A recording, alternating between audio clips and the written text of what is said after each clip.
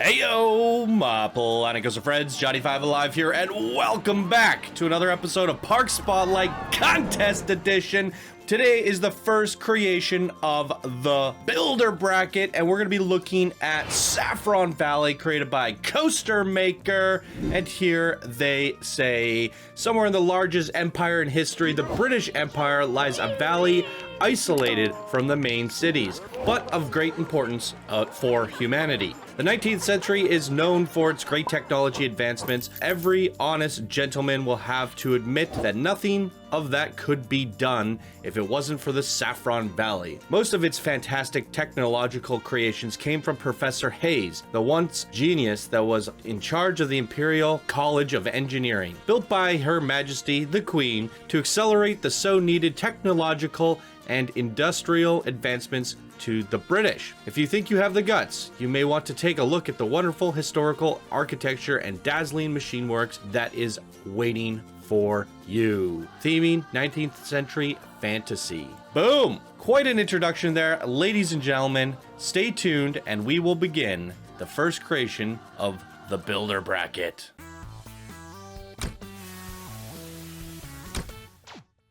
Okay, welcome to Saffron Valley, ladies and gentlemen. I mean, look at this park entrance. That's one thing we asked for in this contest, is a stunning park entrance.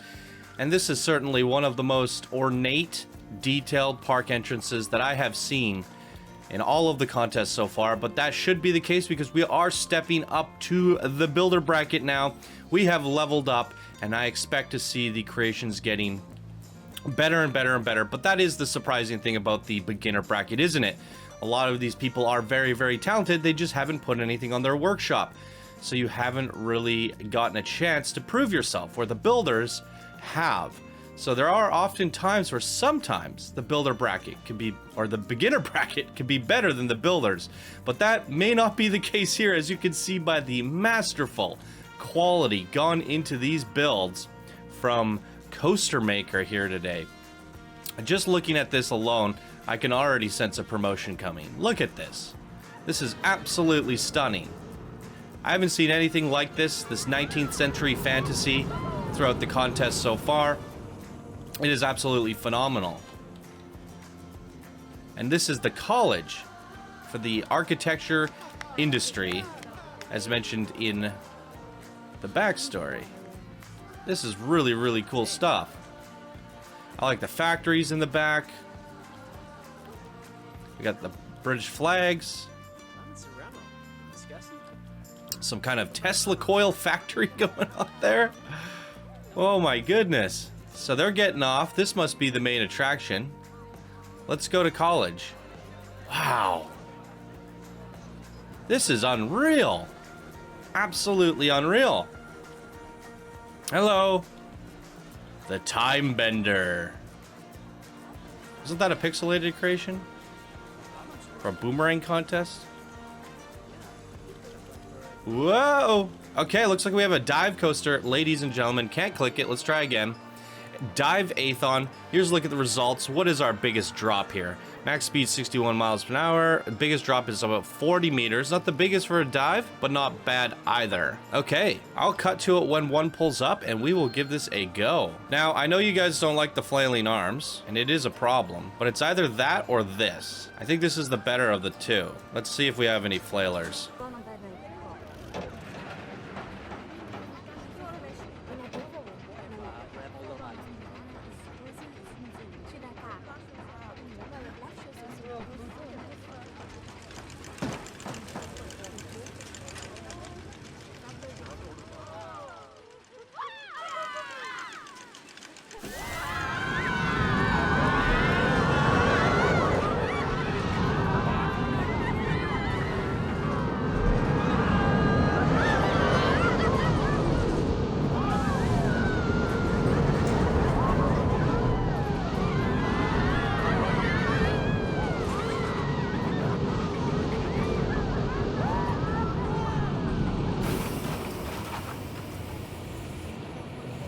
I mean, it's a pretty realistic dive coaster. We often see a lot of the dive coasters not having the largest of drops, but because it is a video game, we're always trying to push things to the limit.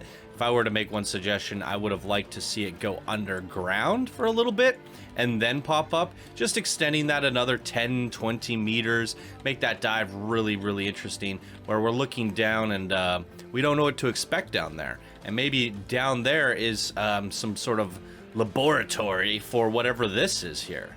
You know, some underground equipment and some Tesla stuff shocking back and forth. I don't know. I think there's a missed opportunity somewhere there. However, I really still like the layout of the coaster, the way it takes you around the city, the views, going up into the clock tower like that, all these gears and mechanical things that you got on there, these wacky custom supports with little rods sticking off of them. There's a lot of really neat things done well here. But for me, this being a main attraction and all, would have liked to see it pushed a little bit further personally, but still pretty darn exceptional overall. So really nice stuff. Let's poke around the park a little bit more. I mean, the main plaza area is looking really nice. I love all the fence work, the potted trees. It's looking really cool. New World goods. They're doing some trades over here. Love the way the coaster interacts with the whole park like that too. It's really quite nice. Okay. Balloons? Have you done anything to the skin? Looks like you put something around it, I think. Or is that default? Might be default. It's integrated quite nicely. We have a lot of lights too, so we're definitely gonna have to check this one out at night. Gift shop, but all they have is vending machines. It's quite nicely decorated in here, I have to say. A lot of the gift shops I've gone into throughout this contest were a little bit bland. These buildings are absolutely phenomenal. I think that's exactly where you're taking the edge in this bracket. I mean, it's a great way to kick off the builder bracket, representing, showcasing your ability to do some really artistic polish.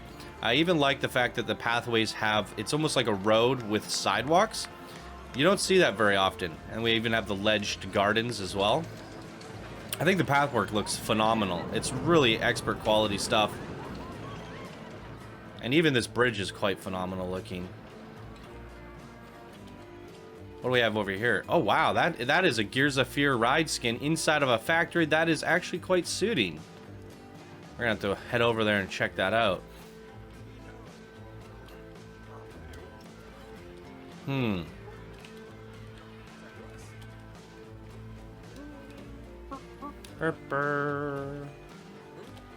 What's this? Is this some sort of like super high-tech piano? What is this? It's just a thing. So where everyone gets their power to power the coasters?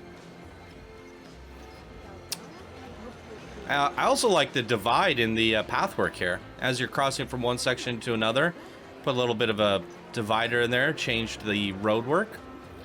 And again over here.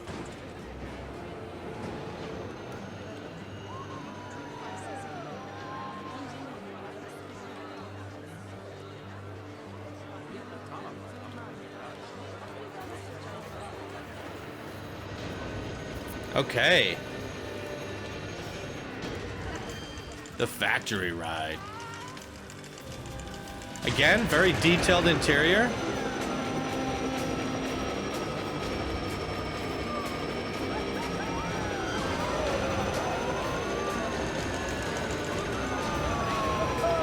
I mean, considering this is a factory, I would like to see a little bit more of this scaffold, gears, boxes, all sorts of things like that. But it does have this really cool perspective with the side being open like that. I have a tough time with these ride skins when people just decide to put them in the box, even though it's not just a box. It's definitely a very pretty building. Just wondering how you could further improve that without it just being inside there. Maybe adding a little bit more of that factory work on the inside could make it a little bit more dangerous and crazy feeling when you're on the actual ride itself. Look at that queue work though, it looks really nice. That's fantastic. Great strip malls. Get your crown. Ooh. For those of you who are unaware, we are crowning the winner, the overall best, the King Coaster, until the next contest. I believe the last King Coaster is SC Reconcile for Prince of Persia. They are currently holding the throne. Who's gonna take it in the mini park contest? Well, this is certainly showing some promise, I would say so, in terms of artistic polish and all that. It's very interesting because it doesn't, at first glance, if you didn't see the coaster, it feels more like a Plankoville than it does a theme park, but I quite like it. I like it a lot. Okay, what's going on in here? Look at all these lights. It looks like a maintenance cutting the lawn outside, so sorry if you guys hear a lawnmower. I thought these lights were gonna flash with the ride. That's cool. Oh wow, it does. Would you look at that? Oh wow. Look at this nighttime lighting. It's soft, subtle, but it really lights up the park. Man, oh man. Okay, let's give our overall thoughts. I mean, the ride skins are actually really well done, even though I said this is just inside of a building and it could be further improved. It's very ornate, very detailed. Same with this one over here. I think this one is it could have some sort of steampunk blimp or some sort of architecture off the top, but it's still well integrated. So I do like the ride skins overall. The shops are some of the best we've seen throughout the entire contest. The way you put the detail into these strip malls, the buildings are not just straight, they've kind of undulate and they're sideways and they're crammed into each other to create dynamic, interesting shapes. The coaster, well, short but sweet. It was good. I think it could have used a little bit more of a punch and a little bit more theming. I mean, the theming is that it takes you around the themed park, but we have seen in the past, even in the beginner bracket, where it does take you around the park, but it has something that sets itself apart from the rest of the park. It has this unique experience that you don't get to see from the park level. So therefore the coaster kind of has this section of the park that is unique to the coaster itself. And we've seen that in some where the actual coaster is set off to the side and you don't get to experience that side of the park unless you go on the coaster. So some people are kind of all in on creating the coaster experience completely unique from the park, and then some people are doing a mixture. And I feel like with this one, the theming is that it takes you through the park. Everything that you can see from the viewer perspective, you also see from the coaster perspective. And with that said, I think there could have been an opportunity where it goes underground through some crazy laboratories, how do you say that? It goes through there and does something different that you won't ever experience from the eye of the guest until you get on that ride. Something just to set it apart from the rest. But that is me just grasping for straws. I think this has some of the best artistic polish that we've seen. These buildings are no joke. I mean, 2,000 parts there, 1,000 parts there, 2,000 there, 1,000 just for the little tibbity top there. I mean, this is just an amalgamation of 400 pieces combined together, rotated around. So that's probably another 2,000 altogether. I mean, these buildings are absolutely phenomenal and exceptionally detailed. Would love to see you update your workshop with these blueprints. Put these on your workshop because it's going to show you your expert quality level. I think if you add all of these buildings as blueprints, 4K blueprints to your workshop, you're going to get a page worth of expert quality work. And that's going to definitely give you a promotion in combination with the park that you created here. Now, in terms of the exterior of the park, I think it's from the eye view, it looks really good. I mean, we see a little lake back there. We see some mountains. So you utilize the outside terraforming as we gave you permission to, and I think it looks really good and turned out great. And your park isn't a perfect square either, so you did some rounding of the edges there, but you also fenced it in. You even have some little farmlands out back. So I think altogether it's a complete package. It's very artistically polished, and it is quite exceptional work. So absolutely amazing stuff, CoasterMaker, on your creation here today. Saffron Valley, the first of the builder bracket, representing, coming out strong, setting the bracket off on a good start. What did you guys think? Leave your comments down below, and that's going to do it for me in today's episode of Park Spotlight. Thank you all so much for watching. I hope you have a wonderful day, and we will see you in the next video. Bye now.